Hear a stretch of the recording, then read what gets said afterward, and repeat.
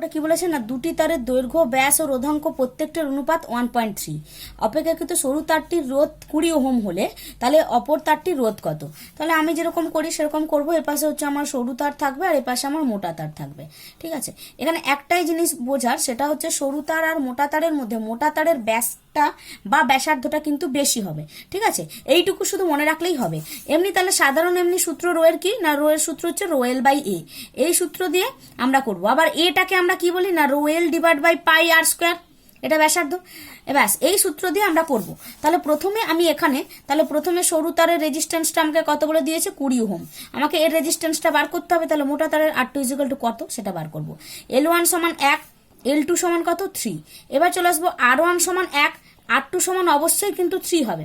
ঠিক আছে, এইটুকুই। আর rho 1 is equal two 1 R rho 2 is equal to আমার 3। এইটুকু আমার অঙ্কের ডাটা দেওয়া আছে। তাহলে প্রথমের ক্ষেত্রে আমি করব আর ইজিক্যাল টু কত হচ্ছে না, আর ইজিক্যাল টু হয়ে যাচ্ছে রো এল বাই এ, মানে এগুলো সব 1 1 1, তার মানে rho 1 L1 by pi R1 square.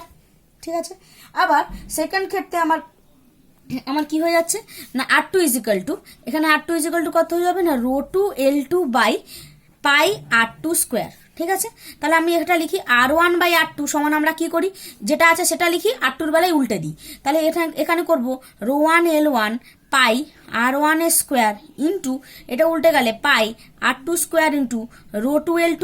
তাহলে দেখো rho 1 by rho 2 into L1 by L2 into pi pi কেটে যাবে, R2 বাই R1 এর হোল স্কোয়ার। ঠিক আছে, মানগুলো বসাবো।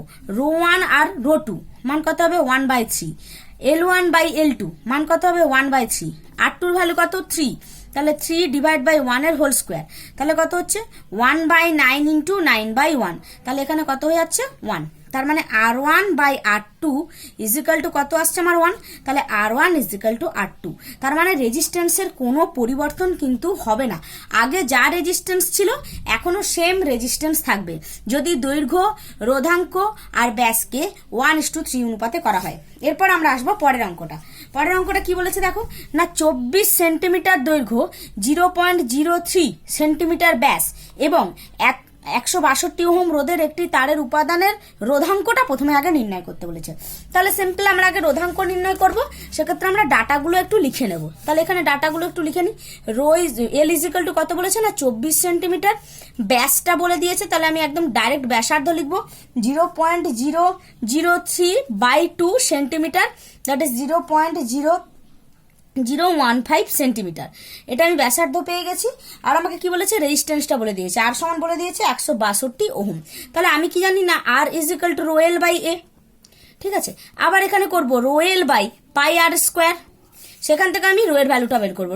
রো সমান তাহলে কত হচ্ছে, এটা আর এটা গুণ হয়ে যাচ্ছে, মানে পাই আর স্কোয়ার আর ডিভাইড বাই এল চলে আসছে। সেখানে এবার আমি ভ্যালুটা বসাবো। ভ্যালুটা বসিয়ে কত পাবো না, প্রথমে আসছে পাই মানে 22/7 বা 3.14 আমি বসাই। আর স্কোয়ার মানে 0.015 এর হোল স্কোয়ার ইন্টু আর মানে 162 ডিভাইড বাই এল মানে কত হচ্ছে 24। এটা ক্যালকুলেশন করলে মোটামুটি আমরা পাবো 4.76 ইন্টু 10⁻⁻6 ওহম সেন্টিমিটার।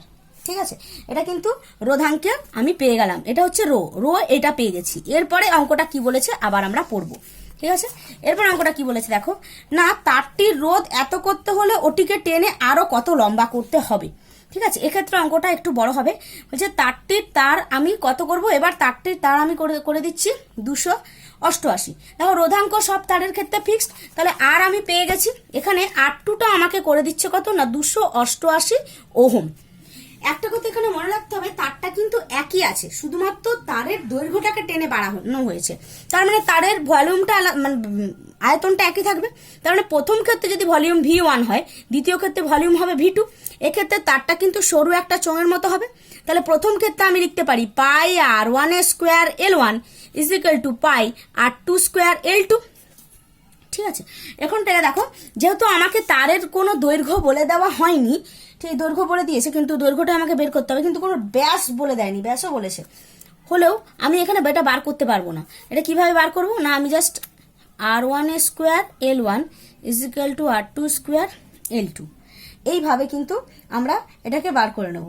তার মানে R1 square by R2 square equal to আমার কত চলে আসবে না L1 by L2, sorry L2 by L1, যাই হোক L2 বাই L1 চলে আসবে। এই যে R1 স্কোয়ার নিচে R2 square L2 by L1, এইটা আমি রেখে দেবো। ঠিক আছে, এরপরে আমাকে বার করতে হবে কি না নতুন নতুন যে R2টা সেটা কিন্তু আমাকে বার করতে হবে। সেই R2 বার করতে গেলে কি করতে হবে, তাহলে প্রথমে আমি আগে লিখব প্রথমটার ক্ষেত্রে যে R1 বাই R2, এখানে আমি কি লিখতে পারি, এখানে এখানে একটা ভ্যালু অলরেডি পেয়ে গেছি, rho L by pi R square, এটা সমান 162, আমাকে অলরেডি বলে দিয়েছে, এটা নিয়ে মাথা ঘামাবো না, এটা জাস্ট 1 তাই তো, এটা 162 আমাকে বলে দিয়েছে। এরপর আমি পরেরটাই আসবো, তাহলে আমাকে এখানে কি হয়ে যাচ্ছে না, এখানে রো L2 বাই পাই, এটা কত হয়ে যাবে না R2 স্কোয়ার, এইটা সমান আমার 288, আমি জাস্ট দুটোকে ভাগ করছি, যদি ভাগ করি তাহলে কত হচ্ছে দেখো না R1 আর R2 করে, এটাই R1 R2 করছিলাম, তাহলে R1 বাই R2 হলে আমার কত হচ্ছে না 162 বাই 288 ইজিক্যাল টু আমি কত মান পাবো, R1 হচ্ছে rho L1 by pi R1 square into এটা হয়ে যাবে pi R2 square divide by rho L2, দুজনেরই রোধ সমান কেটে যাবে, তাই R1 by R2 equal to কত ভ্যালু আসছে আমার না পাই পাই যদি কেটে যায় তাহলে L1 by L2 into R2 square by R1 এর স্কোয়ার। আমি এই ভ্যালুটা কিন্তু অলরেডি বার করে রেখেছি, ঠিক আছে, আমাকে L2 এর ভ্যালু বার করতে হবে আর কি। তাহলে R1 by R2 equal two আমি এখানে কি মানটা পেয়ে যাবো না R1 বাই R2 ভ্যালুটা আমরা পেয়ে যাবো L1 বাই L2 ইন্টু এখানে যেটা বার করে রেখেছি R2 square by R1 square, এই ভ্যালুটা কত হয়ে যাবে তাহলে আমার, এটা হয়ে যাবে L1 বাই L2, একদম ডাইরেক্ট। ঠিক আছে, তাহলে সেখান থেকে আমি কিন্তু মান পেয়ে যাব কত, R1 by R2 equal to কত L1 square by L2 square. এবার আমি মান বার করবো L1 বাই L2 ভ্যালুটা কত হয়ে যাচ্ছে, এই ভ্যালুটা আমরা জানি 168 ডিভাইড বাই আমার কত না 288, এটা করলে মোটামুটি 1.33 মানটা আসছে। এটা হচ্ছে যে তোমরা একটু ক্যালকুলেটর ইউজ করতে, এই টার্মগুলো মোটামুটি মানে একটু মনে রাখলে ভালো হয়। যাই হোক, এখানে আমরা L1টা, তাহলে আমাকে L2 ভ্যালুটা বার করতে হবে এখানে। ঠিক আছে, L2 ভ্যালুটা যদি আমি বার করি সেক্ষেত্রে আমি কি পেয়ে যাচ্ছি দেখো না L2 সমান আমার হয়ে যাচ্ছে 1.33 ইন্টু আমার কত না L1, এইটা হয়ে গেল আমার ভ্যালু।